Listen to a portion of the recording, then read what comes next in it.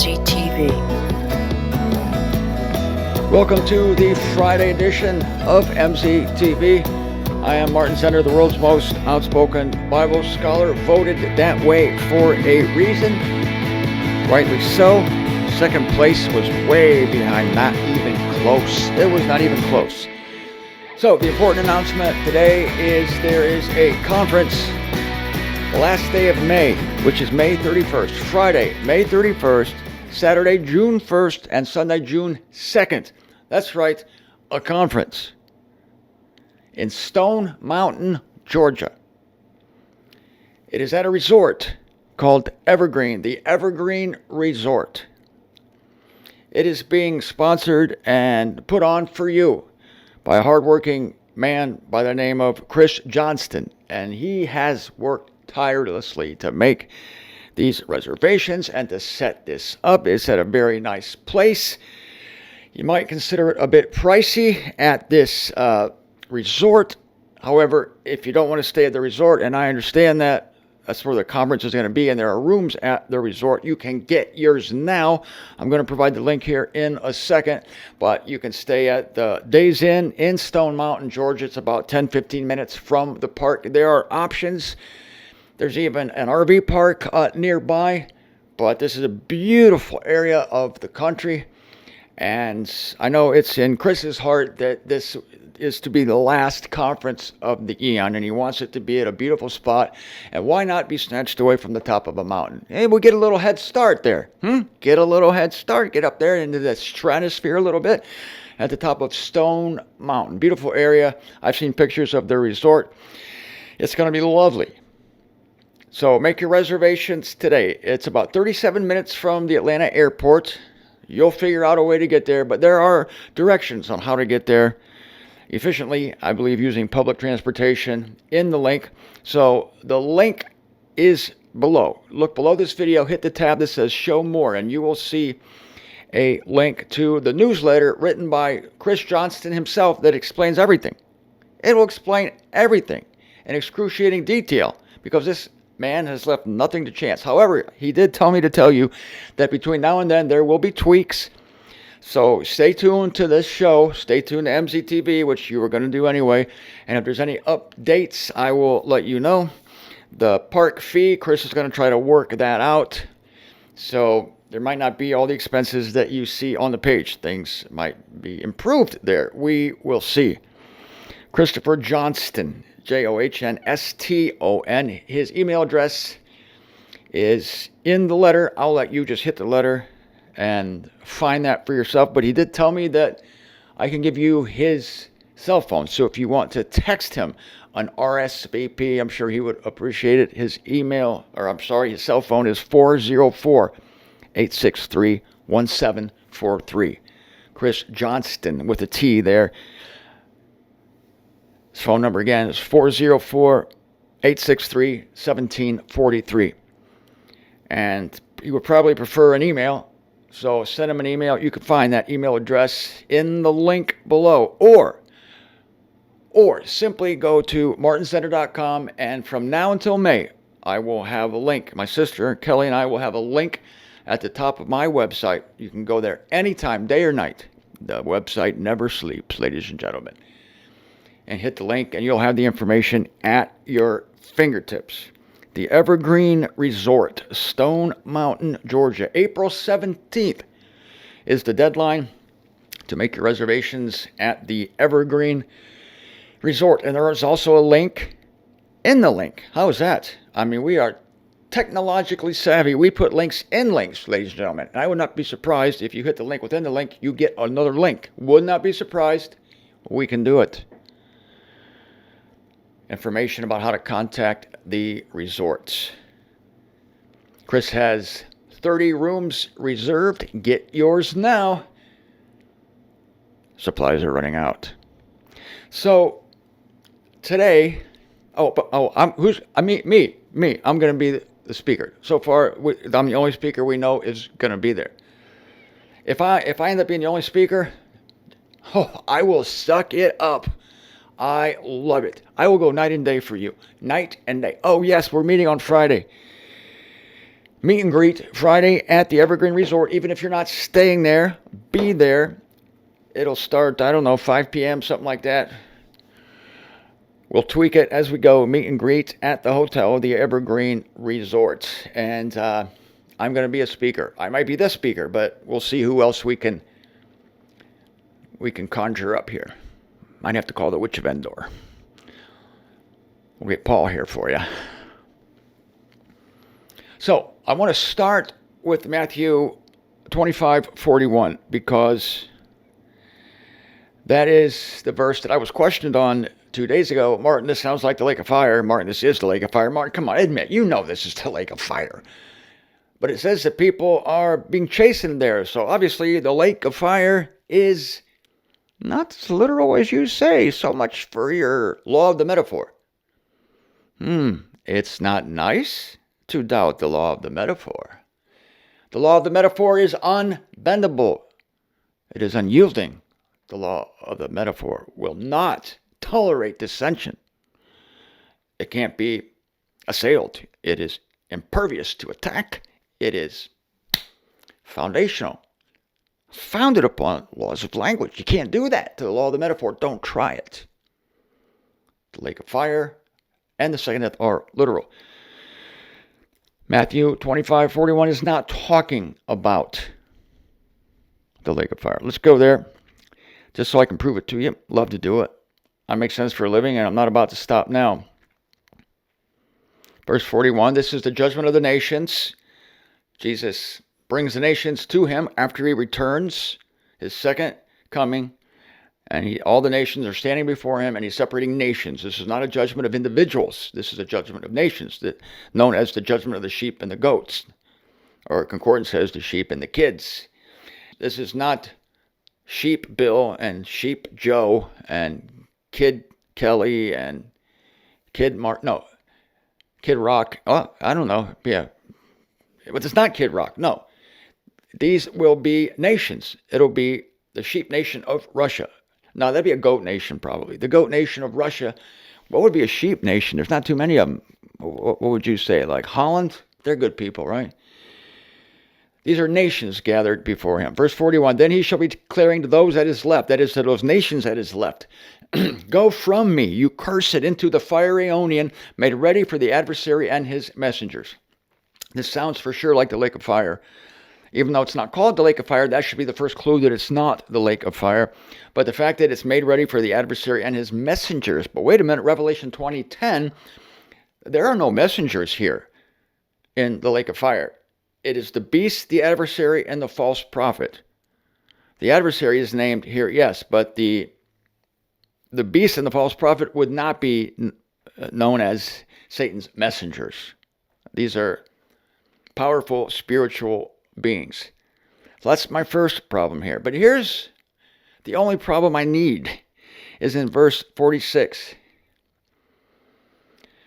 And these, that is, those at his left, the nations at his left, the ones to whom he says, go from me, you cursed, into the fiery Aeonian, made ready for the adversary and his messengers. Concerning those, verse 46, and these shall be coming away into chastening Aeonian, yet the just into life Aeonian.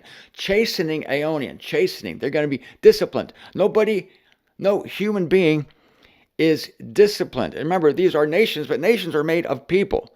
Nations are made of people. We're not talking specifically about people, we're talking about nations. But did I say nations involve people? Okay. So some nations go to the far corners of the earth. Some nations are situated around Jerusalem, near to the capital city, the holy city. That would be a good place to be in proximity to Jerusalem. But the goat nations will be far away to the four corners of the earth, and there they will experience chastening Aeonian. Chastening. There will be like, it's not going to be pleasant out there. I mean, it's going to be pleasant compared to here. Listen, those nations at the four corners of the earth during the 1,000 years, they're going to have a better time weather-wise, atmospheric pressure-wise, food-wise, water-wise, no 5G-wise, no smog or anything-wise. They're going to have it better than the most ideally situated nation in this world. Let me say that again. The nations that are dispersed, that are suffering Aeonian chastening during the 1,000 years, they're going to be in better shape than the best nations are today, because the whole earth is going to be like the Garden of Eden. It's going to be like the Garden of Eden, but they're imagine this, there are going to be people born during that time who are not going to know any different. They're going to have to look in their history books to read about Eon 3. Can you imagine that? Kids are going to be growing up not knowing what Eon 3 was. Like some kids, today, they grow up not knowing what it was like to not have cell phones. Well, let me tell you, sonny, we didn't have cell phones in my day. They can hardly believe it. Can you imagine somebody telling their kid, I went through Eon 3. What's Eon 3, Daddy? Oh, don't ask, let me show you my battle scars. Oh boy, it's going to be rough. But they won't know any better. They won't know any better, so they're going to be bitching and griping out there. And this is where, in what way is this prepared for the adversary and his messengers? In what way? I'm going to tell you that in a second. But this can't be the lake of fire, because the lake of fire is the second death, and no one is chastened in death. Dead people aren't being chastened. They're dead. They're unconscious. They're not existing. You can't be chastened in death. That's how I know this is not the second death, and thus it is not the lake of fire. Simple. That ends it. Remember, I said you take the thing that you know, and we know that the lake of fire and the second death are literal. We know that. So this can't be the second death and the lake of fire. Can't be. And I would say to this gentleman who challenged me on this, it's like I try hard to teach scriptural principles of interpretation. You follow the laws. You follow the scriptural rules of interpretation. You follow the law of the metaphor. And when you do, you know that the second death is literal. That you know. So you come to this passage, which seems a little, fire Aeonian. Is that the lake of fire, or is it not the lake of fire? You're not sure, are you? Well, what's the key function here? What is it about this? Well, is it that the goat nations are going to go into the fire Aeonian? Oh, what happens to them there? Do they become crispy on the outside, tender on the inside? Crisp fried to a crackly crunch? No, they're chastened. Oh, can't be death then. Can't be the lake of fire. And it's not the lake of fire. This is figurative fire. Another rule. Literal if possible. I'm going to make this fire literal if I can. I really am. Go to me cursed into the fire Aeonian. I'm really going to make this literal. That's my default setting. I follow my own rules. It's not my rule anyway. It's a rule of scriptural interpretation. But I get down to verse 46. And these shall be coming away into chastening Aeonian. Okay, so much for that. It's figurative fire, because there are living nations being chastened for the eon. Aeonian chastening. It's the outer darkness. Does that mean it's dark all the time? No. It's going to be great weather there.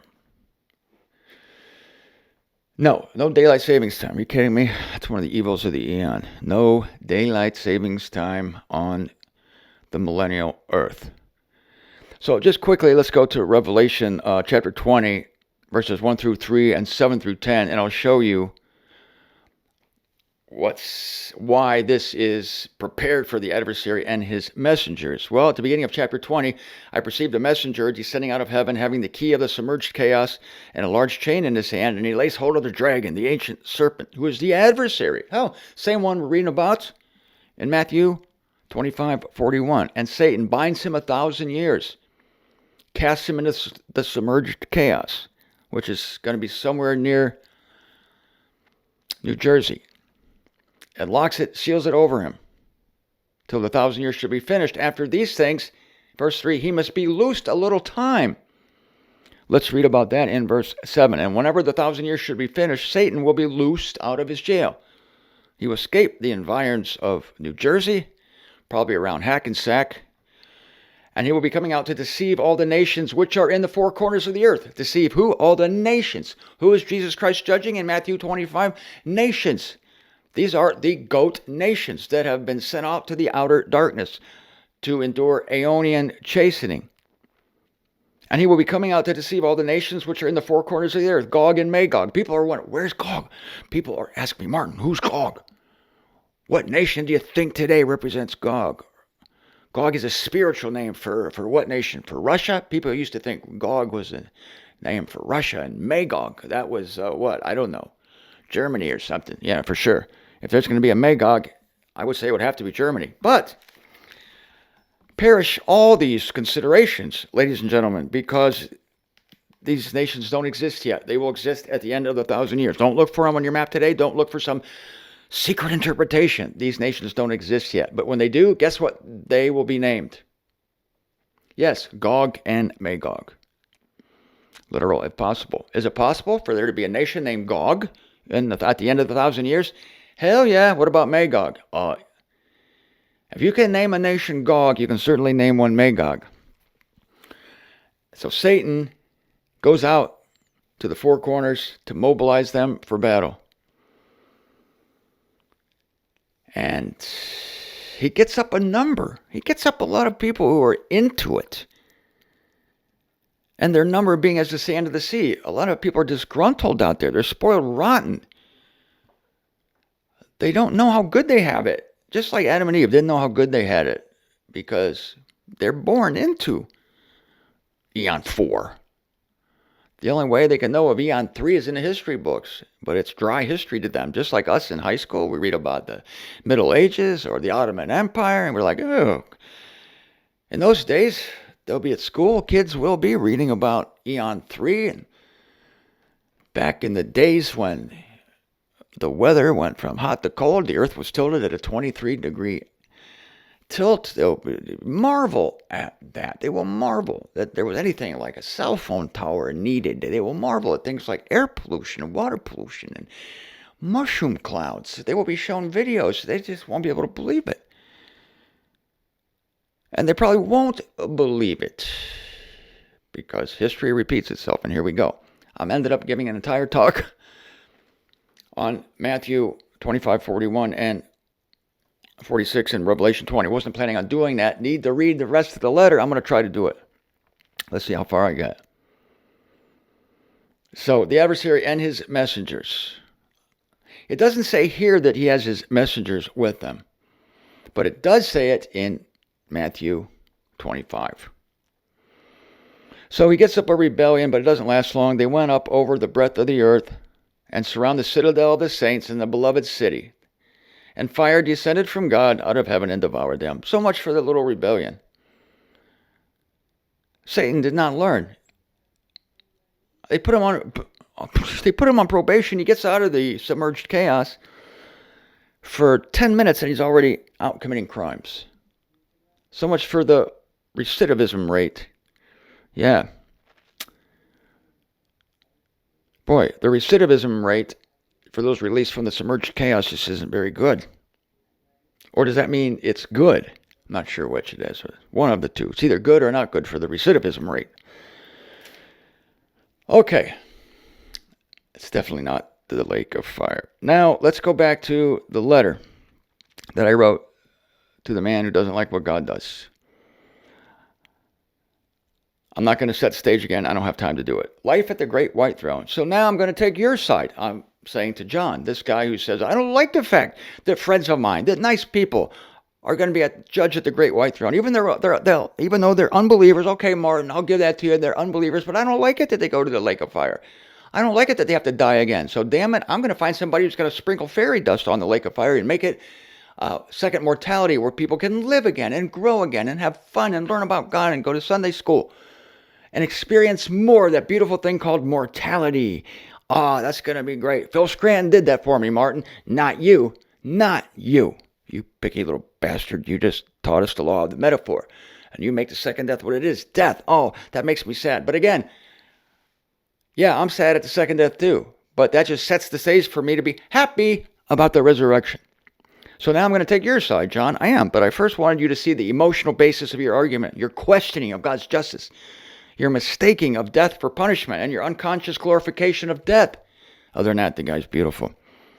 I think you'll like this, John. The nice unbelievers at the great white throne, the Mother Teresas and the Mahatmas, will be granted life there, albeit mortal life, while the unbelievers of more questionable character, i.e. jerks, will revisit death in the lake of fire. At God's throne, the great and the small are judged, quote, each in accord with their acts. Some acts will be good, John. Some acts will be evil. There is a scroll of life. A scroll of life. Quote, and if anyone was not found written in the scroll of life, he was cast into the lake of fire. Unquote. It is reasonable to believe that because the scroll is consulted, there are names written here. Those whose names are recorded then are spared the second death, and thus they advance, albeit as mortals, to the new earth. The others return to the grave until the consummation. When we appear at the dais of Christ, we will all receive applause.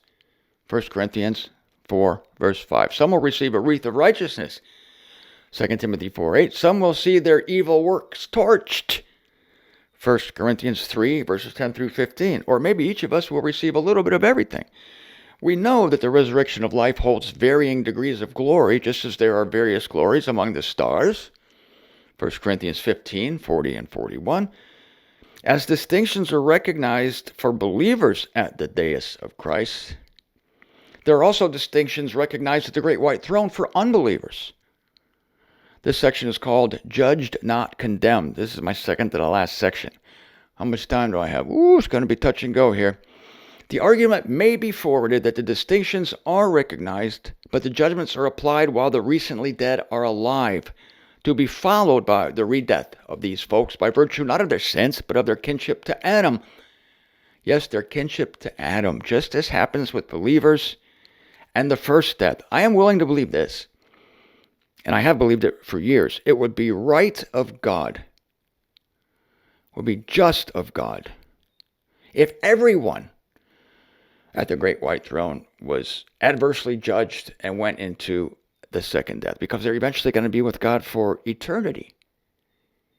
No one would have any complaints if they lived for 50, 60, 70 years, maybe even a shorter amount of time than that, 10, 20, 30 years. They're dead, or there's no sensation, no consciousness, no awareness of the passage of time. And they wake up at the great white throne. Then, depending on their acts, they're judged. Let's say everyone is adversely judged. What happens? They go back to sleep. For all intent and purposes, sleep being a euphemism for death. They go back to death. And once again, there's no passage of time. And the next thing they know, the very next blink of the eye, is standing at the consummation, facing an eternity of bliss with God, with their Maker. Who would have any complaints? You live your life, you're judged for 2 minutes at the great white throne, you blink, and you're at the consummation. But now that scroll of life is looming large. I believe that there are only 3 vivifications corresponding with the 3 periods of vivification. Vivification is being made alive beyond the reach of death. Vivification is more than resurrection. Resurrection is the coming out of death of the body, vivification. But the body can return to the soil. Lazarus was resurrected, but he died again. If he had been vivified, he could not have died again. Many people have been resurrected from the dead. Many people were resurrected at the time of our Lord's death and resurrection. Jesus resurrected some people. Paul resurrected someone. Peter resurrected Dorcas. Who would name their daughter Dorcas? What was her last name? Porcus. No, it can't be Dorcas. Porcus. Ridiculous. So, yes, there are only 3 periods of vivification. You find this in 1 Corinthians 15, 23 through 24. The first fruit, Christ. Thereupon those who are Christ at his presence. This is the famous passage, as an animal all are dying, thus also in Christ shall all be vivified. Here's the 3 classes. The first fruit, Christ. He's the only one right now who is made alive beyond the reach of death. Thereupon those who are Christ at his presence. This includes us first. We're pre-expectant in the Christ, will be snatched away. And 3, the consummation, when death is abolished. Also included in the second group are, at a later time, the circumcision, the former resurrection, when the saints of Israel will come from the dead. They're part of the group too, because they're also Christ in his presence. Yes, Christ has 2 presences. Presences? Yes, there's a secret presence. When he comes for us, some people laugh at this. There's no help for those people. Paul says, behold, a secret to you I am telling. We shall not all be put to repose. That means death. That's a euphemism for death, by the way. We shall not all be put to repose. It doesn't mean nap time. It doesn't mean we're not all going to be taking a nap at the snatching away. No, it means that we're not all going to die. Some will be alive. Someone recently posited that in between being alive and being snatched away, being made immortal, you would have to die in between. That is absurd. It's nowhere in the passage. Nowhere. It's not even hinted at. You're just going to go from mortality to immortality instantly. Do not pass death. Do not collect $200. There is no...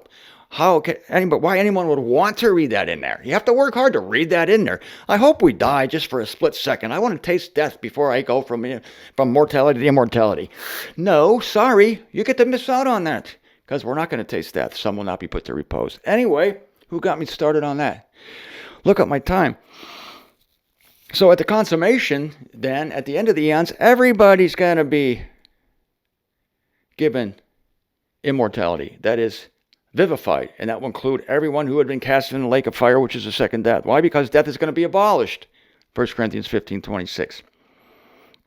So I'm not suggesting, John, that those whose names are recorded in the scroll of life, if indeed there are any, and I do believe there are many, doesn't mean they're made immortal. No, I'm suggesting that since only those whose names are not written in the scroll of life are cast into the lake of fire, which is the second death, the only alternative available for those whose names are recorded in the book of life is transference to the new earth, where they will sustain their lives as mortals with leaves from the log of life in the city of God. Sounds fantastic. I got a reference for you, as you knew I would. Revelation 22:2. I have more to say on this. I have to stop now. I'm sorry, but I have to. I got more of this letter. You know me. So I will look forward Monday to closing this chapter and on the second death, unless you have any further questions or considerations. Until then, have a great weekend. May the snatching away occur in 2.5 minutes.